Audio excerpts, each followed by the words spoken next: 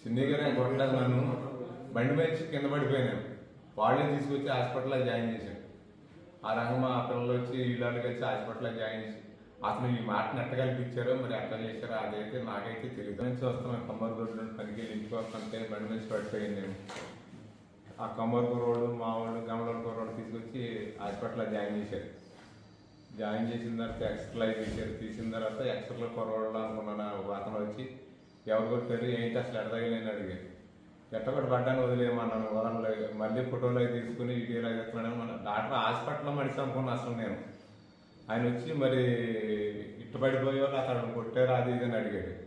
ఎవరు కొడతాం కాదండి, నేను పడిపోయానని చెప్తుంటే ఎందుకంటే ఇట్లా అన్నారని తలుపేసి అందరం బయట పంపించింది. వీళ్ళందరూ ఎవరు లేరు లోపల. నన్ను పడుకోబెట్టి అట్లా ఫోటో తీసేసుకుని వెళ్ళిపోయాడు ఆయన.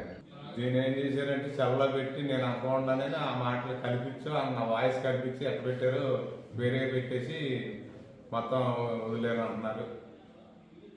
మరి అది ఎట్లా వచ్చిందో నా మాట వాయిస్ ఎట్ట తీసారో ఎట్ట పెట్టారో అదే నాకైతే తెలియదు. నాకైతే పెద్ద ఒప్పుకోలేదు ఆ రోజు.